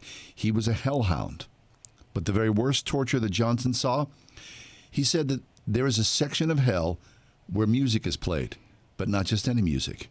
He could specifically hear Rihanna's Umbrella and Bobby McFerrin's Don't Worry, Be Happy being used for torture. Johnson clarified it wasn't the original versions of the songs. Oh, was it? It was a group of demons performing them incorrectly as torture. Quote, every word of every song was made to torture you for the fact that you didn't worship God through music while you were here on earth, Johnson said. In a now viral TikTok, Johnson explains that he initially thought he was on his way up to heaven because of the way he had lived his life, but it turns out that was not the case. Quote, I thought I did so much good during my life and that I helped so many people, but even so, I went down to hell. I entered the very center of the earth. The things that I saw there are indescribable. It brings up so many difficult feelings when I talk about it. I was there, and I wouldn't wish it on my worst enemy. I don't care what he did to me. No one deserves that. He says, I was angry with God because I did so much good in my life, and I ended up in hell.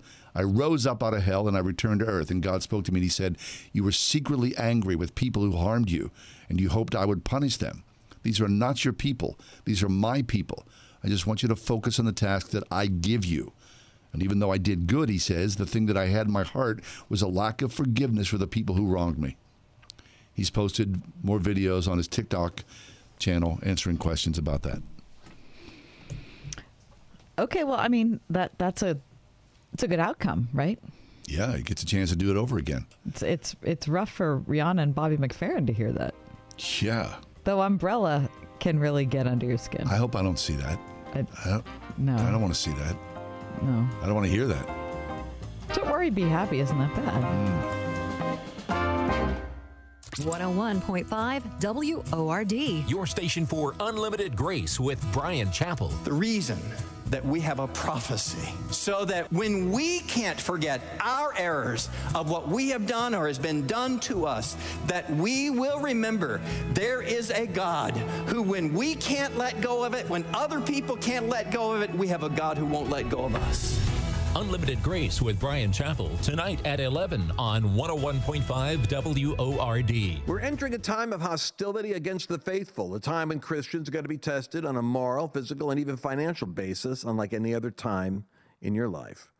Hi, I'm Lance Wallnau, Christian author and evangelical leader, here to remind you that you are the one that has to take action to protect and steward the gifts that God has given you. For example, with record high inflation eating away at the dollar, many people's savings and retirement is going to start to evaporate. Fortunately, God always provides a way to fight back. To protect your retirement, I recommend that you diversify your 401k or IRA right out of paper assets and into physical gold. And the best way to do that is with Gold IRA from the Birch Gold Group. Now, to see how it works, just text the word DIVINE, D-I-V-I-N-E, to 989898 to get a free info kit on gold IRAs. There are no strings attached, so text DIVINE to 989898 right now, and I pray your family is blessed with continued prosperity. Have you or your children ever faced hunger at a level where your life or theirs were at risk? Or have you ever been in a situation where you had little or no access to clean drinking water and no ability to get it? For most of us in the United States, we have never had to face that crisis. But for children in the countries of Malawi, Zambia, and Uganda, it's a battle they face every single day. Cross International is asking for your help to provide life-saving resources for children in these African countries and other nations where Cross International has partners. It is working to solve this crisis and assist with COVID-19 efforts. A $62 one-time gift per child helps provide life-saving resources like food, water, COVID-19 assistance, Christian education, and a Bible. If you would like to give a life-saving gift for one or more children, you can get involved right now by calling 1-866-806-2977. That's 1-866-806-2977. Or look for the Cross International banner at wordfm.com. Cornerstone Television Network has been sharing the gospel through Christ-centered TV for over 43 years. In 2023, our mission remains the same, but we can't wait to share with you how we're shifting to reach the next generation. Watch Visions of Hope with Keenan Bridges, Coy Barker, Eric Butler, Robert Jeffress, and Candace Smithyman. Tune in January 23rd through 27th, 8 p.m. on Cornerstone Television. That's Verizon Fios Channel 505 or Channel 805 on Comcast Xfinity. It's been another week. That means it's time for John and Kathy's Week in Review. What was everyone talking about this week? I would say Biden and Pence and the rollout of more and more and more classified documents that seemingly are leaking throughout Washington, D.C. No one knows what classified means. Mm-mm. That stamp at the top, apparently it's not doing any good. Well, apparently there's like everything's classified, right. so then nothing's classified. Right. So what's up with that? So okay. We everything's classified. How about you? Is the same thing? Okay. What was a conversation that made you think? Yesterday, Neil Plantinga. Under the Wings of God, his essay on God on the Loose. It's the same one I picked. From Mark 5, 1 through 20. I mean, I just, if you've not read Mark 5, 1, 20 in a while, please go. It's a wacky passage. I love it. I mean, it's so fascinating because it indicts us. I mean, we're part of that. I never liked it. It was too scary. Well, just because I didn't get it. I'm not saying I get it. But I'm saying I just feel like I have more insight into it after reading Cornelius Plantinga's book and talking to him yesterday. But I would like to say that that was at 5:10 on Thursday's show. Mm-hmm. Yeah. Our conversation today at 4:10 with Amy Julia Becker, if you listen to both of them back to back, without hearing how both of them talk and think about healing in the Bible, mm-hmm. It's a very interesting, juxtaposition. Yeah. And I think I really gained a lot from both of them. So I'd say if you didn't have a chance to hear Cornelius Plantinga yesterday or Amy Julia Becker today, you're in luck because you can find our podcast. We're on 40 different platforms, wherever you get your podcasts. Look for The Ride Home with John and Kathy. What are you reading? So in that same thread, it just so happens that I've been reading this book this week called The Awe of God. And the subtitle is The Astounding Way a Healthy Fear of God Transforms Your Life. Because, Neil was talking about this yesterday. Everyone wants Jesus to be, your buddy. Mm-hmm. I mean, God's terrifying. He's... I mean, that article we just read in Relevant, about that guy going into hell... No, we have to be terrified of God, but we water God down in some way. We make him like user-friendly. Safe. Yeah. I don't believe that that's true. I think I need to be reminded of that on a regular basis. Yeah, that God is gracious, but also he's just. Yes. And that moment we stand before God will be terrifying. I truly believe that. Yeah. You? Who's that book by that you're reading? A guy named John Bevere. Bevere. Oh, okay. I'm not familiar with that book. I'm reading Surrender by Bono. Oh, yeah. And listening or reading? Listening and reading both. I have the book. Yeah. And so I'm reading along while he's talking. Yeah. And I have to tell you, first of all, it's a great way to do it if you can. But I know that I'm already a fan, so I get that. But I just think he's a wonderful writer. I'm very... No surprise. I'm just really touched by some of the stories that he's told so far and the manner in which he tells them. So I highly recommend it. Excellent. What did you eat? We went out to dinner, Kath and I did, last night with friends. We tore it up. Oh, man. First off, fresh bread with dipping oil. Fabulous. Can you beat that? No. Seriously, that could have been the meal right there. I was going to say, we could have done that for 2 hours and really been fine. Yeah. And then we had beans and greens. Which was great. Oh, my gosh. And then I had seafood with angel hair pasta and white clam sauce. Shrimp, scallops, mussels. Dang. And I had crab cakes with a portobello on the side. Man, it was awesome. You're sitting there eating a meal last night, and I'm thinking, I am so undeserving of this incredibly luscious food. It's so true. And you're inside your head's like exploding, like, this is so good. But man, that was a really good meal. It was really, really good. You're the same thing? Yeah, we're in synchronicity here. Yeah. Okay. Mm-hmm. What did you watch? We went to the movies this week, and we saw a film called Women Talking.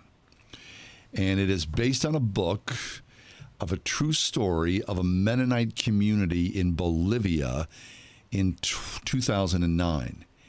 It is a heinous crime that was committed from the men in the Mennonite community against the women, of deep and harsh sexual exploitation.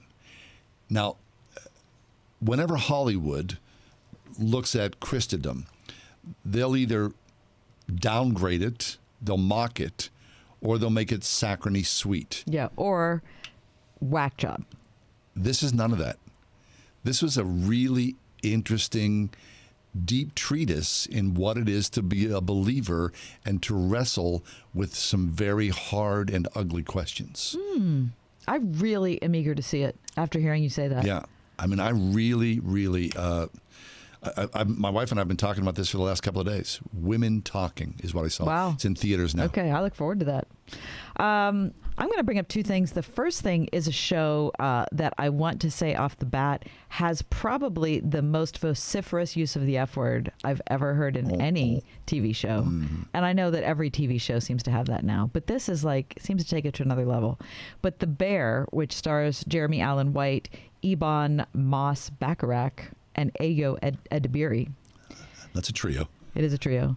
Is so excellent. So if you can get past that, it's a story of a chef in a fine restaurant, a James Beard Award winner, who ends up coming home to run his brother's Chicago Italian sandwich shop.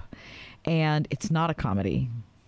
It's about wounds in a family, and it's about recovering when a loved one is an addict, and about dealing with suicide. It's a lot of things, and it is so excellent. But you just have to know going into it that the language is absolutely over the top. But it is very, very good. You can watch that on Apple. But I also started to watch Us with starring Tom Hollander and Saskia Reeves. Have you seen this, John? No. It's only a 5-part series on a couple who decide that they're divorcing, but they're going to divorce. But they've already planned their tour of Europe with their son who's just graduated from high school. So they've already put the deposit down and made all the plans. Really? And so they should just take the trip. It's called Us? Us. What's it on? Yeah, it is on Hulu. And Tom Hollander and Saskia Reeves are so outstanding. Oh, that's interesting. And parts of it are funny, and it's very, very painful, but it also has a very good message to it. Anyway, I'm not done with it yet, but I recommend Us. What hacked you off?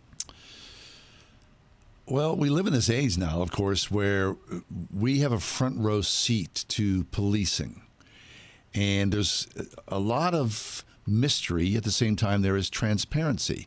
Case in point, the Paul Pelosi case. Now, that video has been released and the phone call as well. What a train wreck the whole thing is. Now, the police in Memphis are about to release the Tyree Nichols video as well. Even when you see something, it's hard to make sense of something without context. I was going to say there's no context. So it almost doesn't help. I'm not saying it doesn't help, but I'm saying it almost doesn't, because it makes you think that you get the whole situation. Right, and reinforces whatever narrative or whatever side that you think you're on. So the Paul Pelosi thing, listen, everybody knows, that's a really weird story. It is.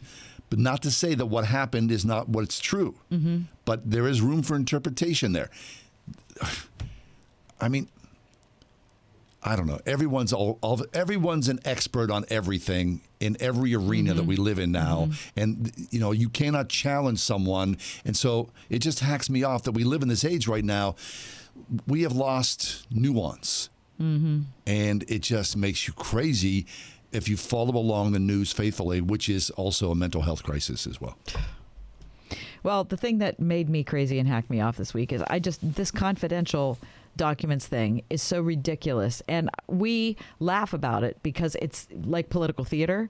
But when it comes right down to it, this is about the security of the country, right? So if we can't figure out, there were stories today, if everything is confidential, nothing is. So too many documents are stamped confidential. Okay, if that's the case, that's a problem. Let's fix it. But let's fix the fact that people are walking away. Exactly, with confidential documents. Yeah. I don't care what party you're from. Let's just not do that anymore. Yeah. What was the best news you heard this week? I was been saying this, suffering through this pain thing that I've been going through. The good news is a lot of it's ebbed away. I mean, really, the good news is I've crushed lately. And so as the week has gone on here, the 8 days or so, here's the deal. I've never had a steroid shot in my life.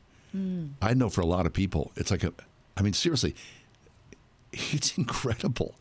I don't know what's going to happen next week or next month. Right. But right now, after 8 days or 9 days after getting a couple of steroid shots, I'm feeling pretty darn good. I got to be honest with you, that was the best news I heard this week too. Hey, fabulous. Good. What's that? Whoa. What am I listening to? What have you been listening to? I thought that's Thank what the you, man Gary. said. Yes, very much. Okay, so I'm watching Better Call Saul. Oh yeah, and it's a great soundtrack. There's so much music, and a lot of things pop up, and you go, "Oh, I remember that. Here's a memory." And so this is what I've been listening to.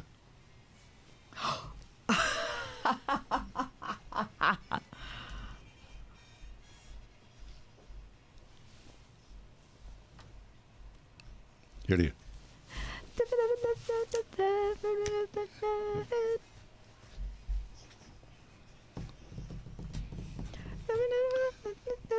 Can you hear it? Wait, what's the name of this band? That's a good question. I should know. Hold on. I'll wait. Find This is a. Wait. And what's a?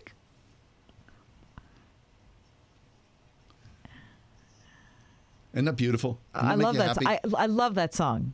Yeah, it is Friends of Distinction. Right. I knew it was a good name, Friends of Distinction. There is a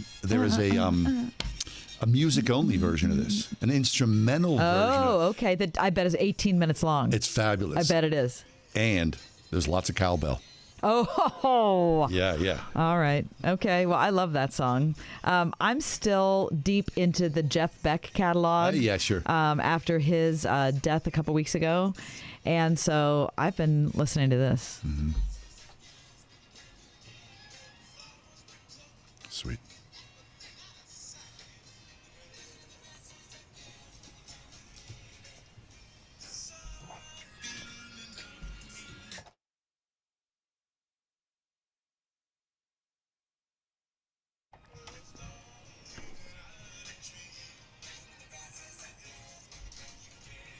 Diabetes, high blood pressure, anxiety meds, everyone's on them. If you're a 50-year-old male, maybe a bit porky, and you may even have type 2 diabetes, $1 million of term insurance may only cost you about $200 a month. Call Term Provider. Speak with Big Lou at 800-333-1750. Big Lou will find a term life policy for you even if you have type 2 diabetes, are overweight, or have high blood pressure. Term Provider has helped thousands of people like you who think they can't afford term life insurance. To buy $1 million of affordable term life for you, all you need to do is call Big Lou at 800-333-1750. Lou will make sure the scales are tipped in your favor. Call 800-333-1750. Big Lou will answer your call and work to fit you into a term life policy that you can afford. Remember, Big Lou's like you. He's on meds too. Call 800-333-1750. 800-333-1750. Have you ever picked up a towel set because it felt really soft in the store, but then when you got to use it, it's not very absorbent? It's basically a towel that's leaving you out to dry. That's why MyPillow has developed the MyPillow towels. Towels that work. I know, it's mind-blowing. Towels that actually dry you. Their 6-piece towel set includes 2 bath towels, 2 hand towels, 2 washcloths. They come in a variety of colors, and right now you can receive a 6-piece set for only $49.99 with promo code WORD. Or go to MyPillow.com right now and click on the radio listener special. MyPillow products come with a 10-year warranty and have their 60-day money-back guarantee. To receive this amazing offer on the 6-piece set off MyPillow towels, just go to MyPillow.com, click on the radio listener special, enter promo code WORD, or call 800-391-0954. That's 800-391-0954. Or visit MyPillow.com, promo code WORD. What if, instead of focusing on how students can serve the market, educators focused on how schools can serve students? Trinity Christian School in Forest Hills invites you to discover what a classical Christian education can offer your child. Saturday, February 4th from 10 to 11:30. Meet the teachers, tour the school, enjoy brunch, and get all your questions answered about the holistic approach to education that works with the grain of your child's God-given curiosity. For more information, visit trinitychristian.net. During the pandemic, they closed our churches down. Suicide rates are exploding. Drug and alcohol use is ravaging America, and there's no church to bring the hope. See the new documentary, Super Spreader, how a stand against religious tyranny brought hope to a country in crisis. Christian singer and activist Sean Foyt leading what's called Let Us Worship. Here's a move of God that's going to change America. Watch Super Spreader, available now at salemnow.com. salemnow.com.